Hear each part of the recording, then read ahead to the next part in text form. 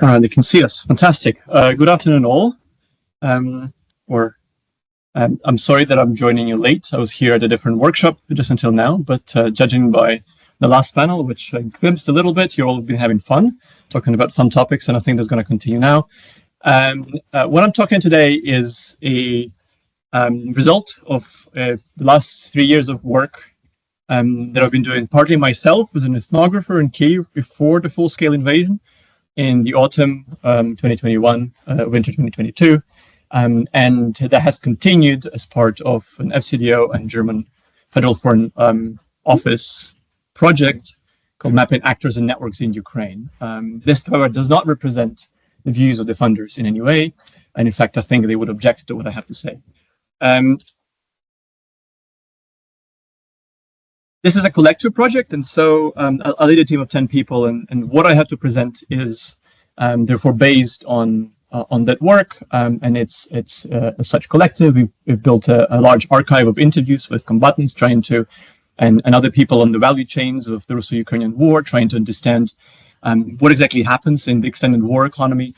And we also built a large database of transactions and relations in that economy. I'll talk a little bit about that, but mainly from that part of the project, which is kind of based on social network analysis. You'll see the pictures that will meant to distract you a little bit from what I have to say.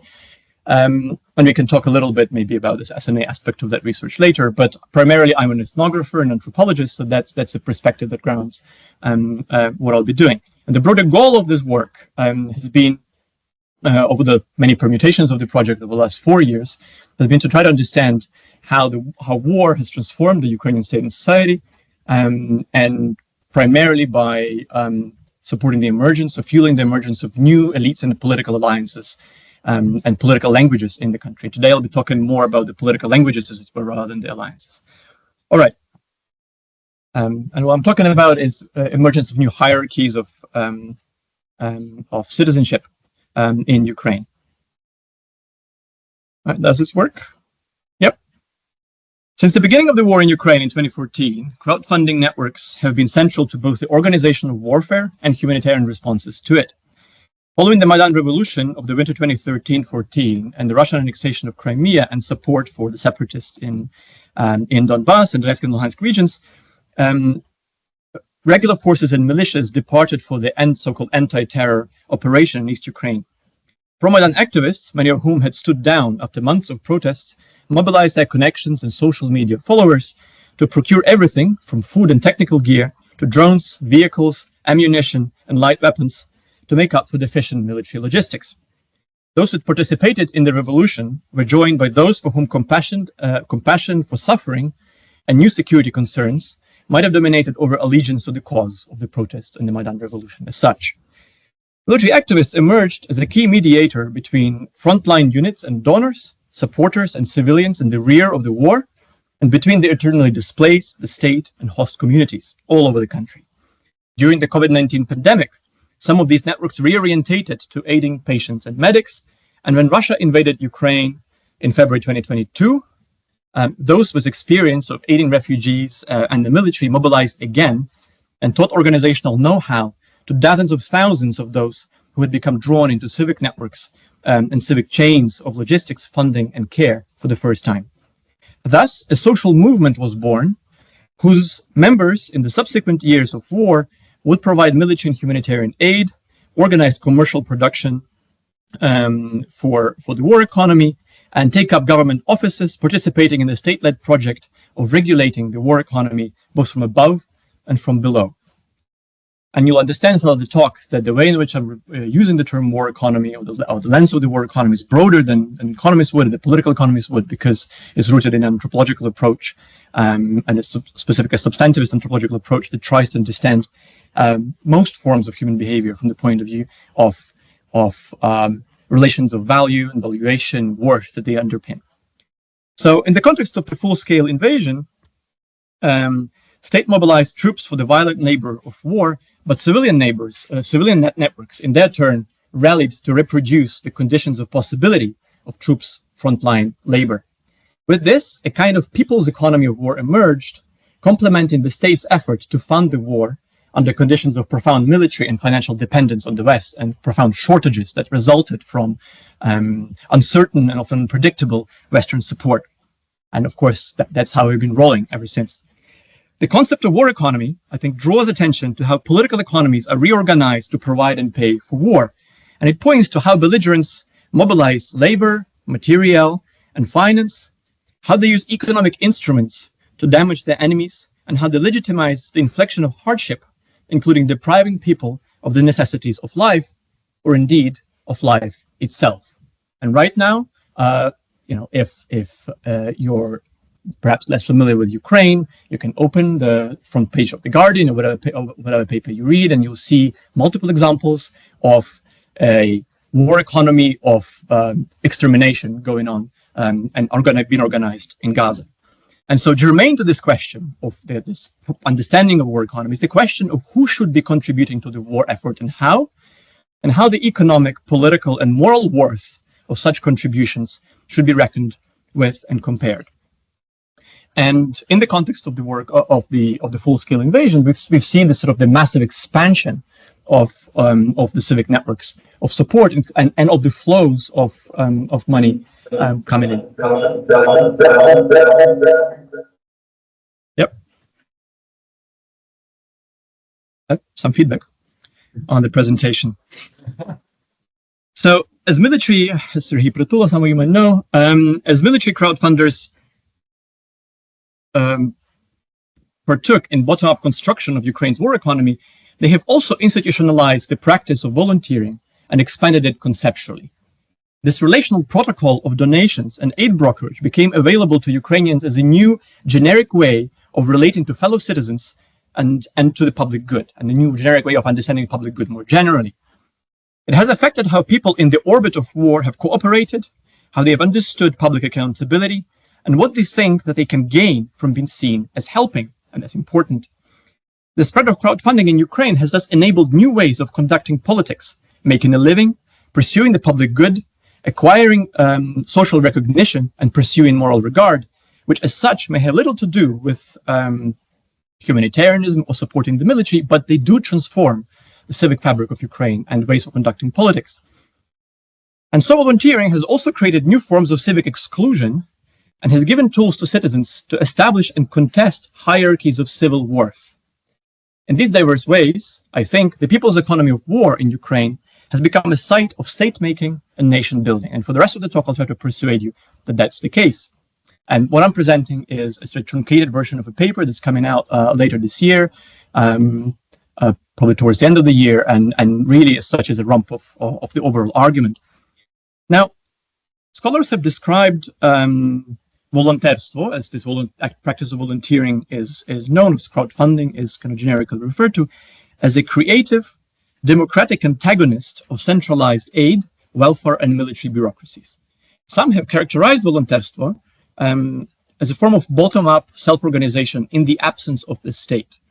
Others see it as an example of a flexible, distributed humanitarianism that disrupts international aid industry when it comes to humanitarian aid through person-to-person direct aid chains, resulting in faster, more cost-efficient, and more resilient humanitarian aid.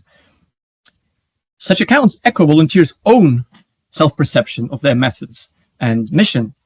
They capture something essential. As such, they capture something essential about their approach to organizing aid and their often antagonistic relationship with the state, and also with international humanitarianism. And I think that volunteers project their anti-statist identity through claims to be autonomous from institutionalized actors, and more impactful, through claims to be more impactful than centralized bureaucracies.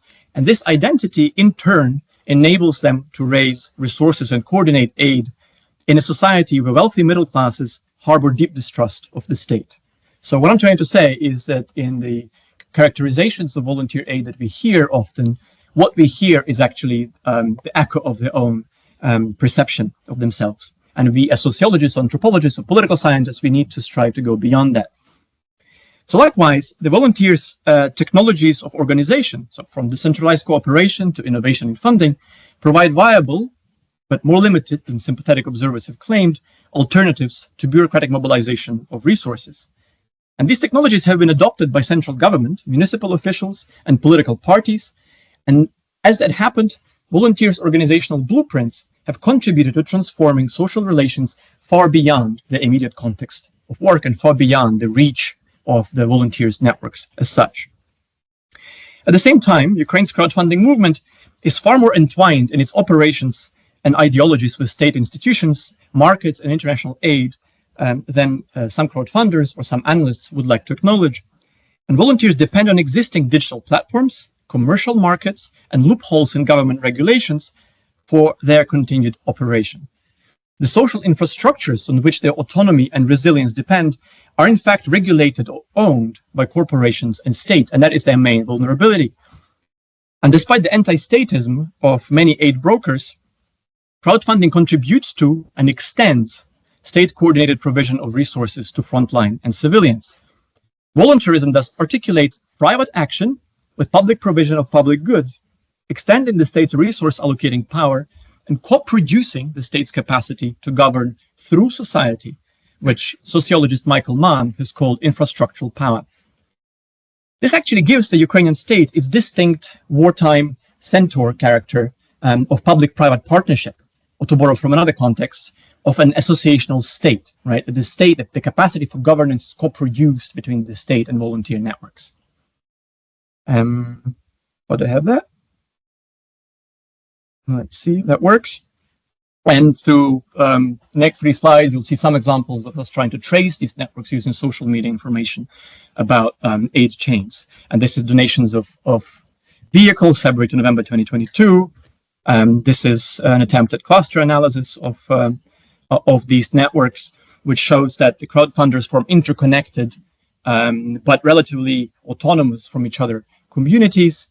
Here you see that, for example, on the left in green, you see an example of the sort of the drone transactions in the context of the overall network that we've tried to sample, and on the right you see the communities that emerged around ex-President Petro Poroshenko and his the orbit of his organizations around him, which just shows you how extensive these networks have become and how even political parties have gone into the business of providing voluntary aid, often trying to appear apolitical and to show their association with the public good. Okay, that's a bit too early. I'll leave this image. I'll leave this image here because you can't understand anything from it. So because the wartime governing arrangements in Ukraine rely on mass mobilization of recruits and resources, including through civic networks, they are vulnerable to withdrawal of citizen consent, for instance, through draft evasion, political critique, and corruption scandals that undermine the trust of the state and understandings of public good that circulate through these volunteer networks. And military crowdfunders often act not only as brokers of aid, but also as brokers of ideas about political solidarity.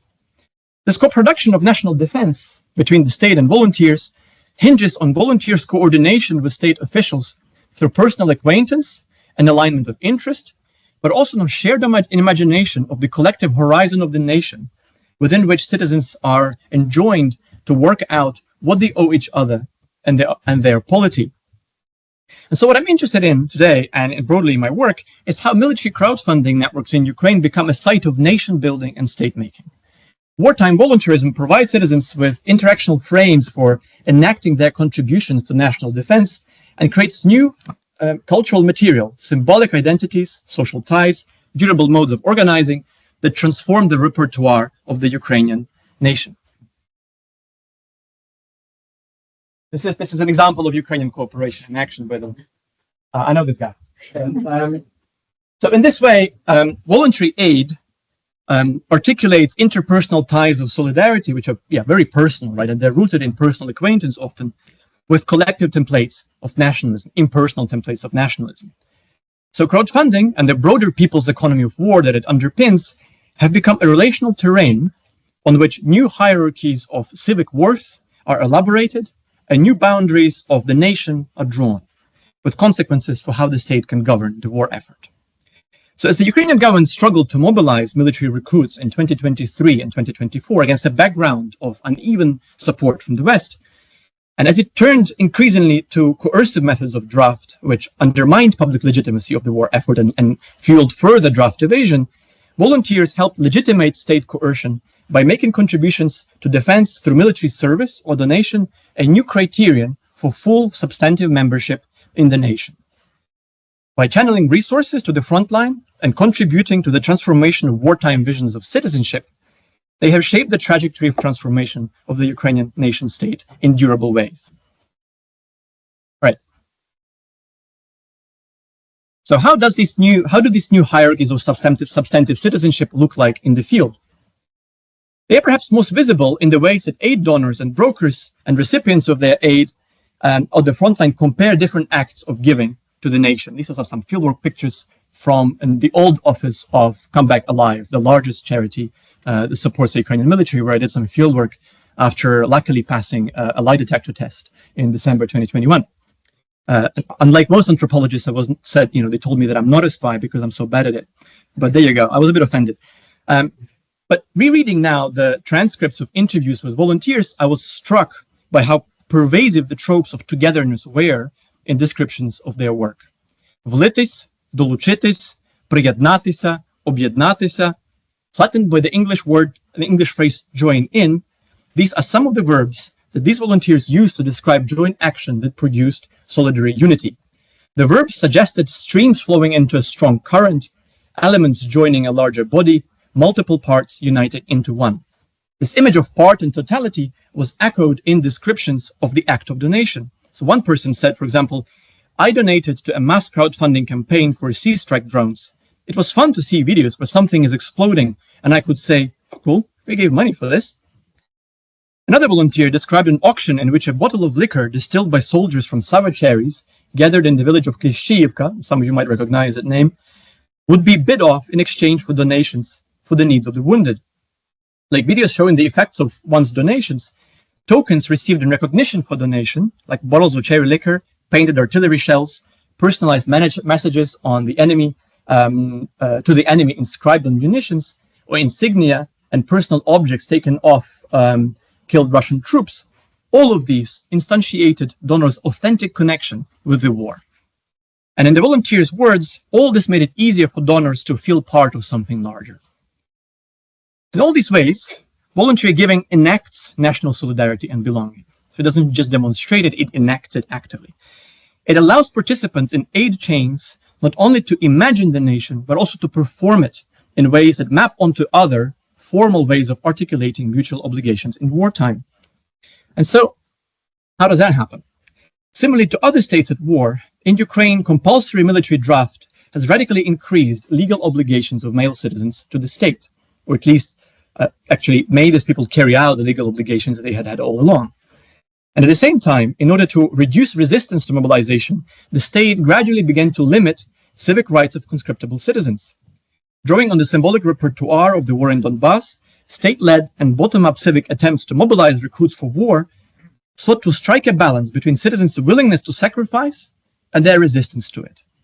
Rebalancing sacrifice with rewards, for example, through new welfare programs and provisions to recruits, the state offered extended material benefits and symbolic protection to combatants and veterans, while gradually limiting civic rights of men between the age of 18 and 60 on a temporary basis, but nonetheless.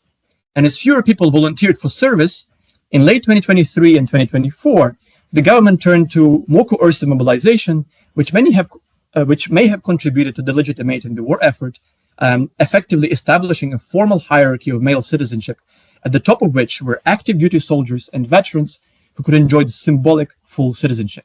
And I have to say, I might appear too critical of my own state. Wish you luck if you have mass mobilization in your own state.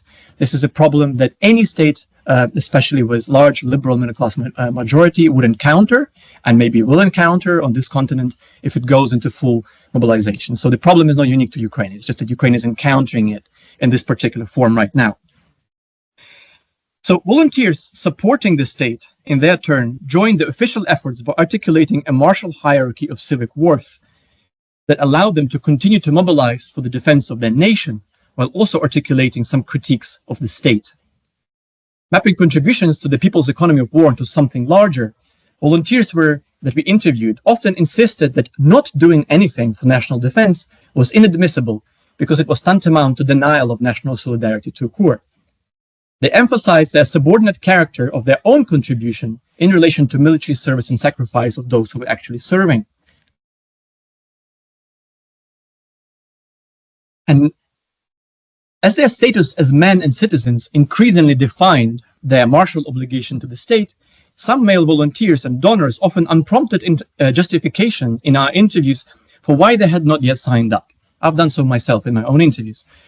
And others acknowledged discomfort with not serving themselves, but they said that they could be more useful in the rear. I've done so myself too, unfortunately. Artur, for example, a volunteer and street activist from a southern Ukrainian city who unfortunately has been murdered in a politically motivated killing recently, and who was famous in his city for publicized spectacular violence against other men offending the Ukrainian armed forces, weighed his sure uselessness as combatant against his utility as a volunteer. He said that a disability exempted him from military service, and that had he joined the military, it would have made him a burden, someone in need of care and aid rather than someone who could provide care and aid. As things stood, he at least could help, would be useful by helping the front line otherwise. Yet he couldn't completely dispel his own doubts, acting on his own place in the new hierarchy of citizenship during the interview. He said, "I get depressive. I think it happens to everyone," he confided with my colleague. "You feel disappointment, a sense of inferiority, deficiency, that you're not enough, or something like that." So he felt on himself the dejecting pull of symbolic devaluation that he sought to enforce on other non-combatants when he publicly humiliated those whom he found lacking in respect to the armed forces. In turn, this performative lowering and his claim to belong to an official category of deservingness that exempted him from service also allowed him to justify why he was not on the front line, a lesser citizen perhaps, but alive. He embodied and enforced the contradictions of the new wartime hierarchy of civic worth in ways that actually resemble what happened in this country during the First World War and then again during the Second World War. Initially elaborated in the context within the military and volunteer movement, this hierarchy of civic worth became, and I'm drawing to a conclusion, became a resource for justifying coercive draft measures. In his New Year's address on the 31st of December 2023, President Zelensky said that he wanted to thank everyone who was serving and who was working, and he said that he wanted to thank everyone who says, "I am working and this is not a feat but a duty. I am donating, this is not a feat but a norm." And he said that the time has come for everyone to ask, to make a choice who I want to be. Am I a victim or a winner, a refugee or a citizen? So articulating a new norm of citizenship, fighting, donating, and working, Zelensky stated the substantive membership in the Ukrainian political nation was not only unequal, but also conditional on contributions to national defense. The figures of the draft evader or refugee, for that matter, could thus be summoned to mark the bottom of the new hierarchy of civic worth and belonging, at the top of which were the combatants. Echoed in numerous interviews we collected, Zelensky's reconfiguration of citizenship highlighted performative and pragmatic basis of Ukraine's new nationalism, in which, in a circular manner, the nation was enacted through its members' performed solidarity with the collective cause, which in turn justified their inclusion into the nation. And there was this, in the interviews, we saw that there was a growing acceptance of symbolic exclusion of men who did not work for war, as one interviewee put, from full citizenship, and I think that it's ultimately supported official efforts to redefine formal access to civic rights for men targeted by the mobilization campaign. And so to conclude, really, for now, by transforming the ways in which people understand, practice, and deny national solidarity, wartime voluntarism has harnessed civic action from below to state-led project of obligatory top-down mobilization, political mobilization of troops, and economic mobilization of taxes. And this helps us understand how, despite claims of distributed self-governance without the state, Ukrainian military crowdfunders actually co-construct state power, both by supplementing its resources and by expanding the repertoires and hierarchies of Ukrainian nationalism the state officials draw on to legitimate their power. Okay, state power, sorry. And I will finish here, because I think I've run over time. Thank you.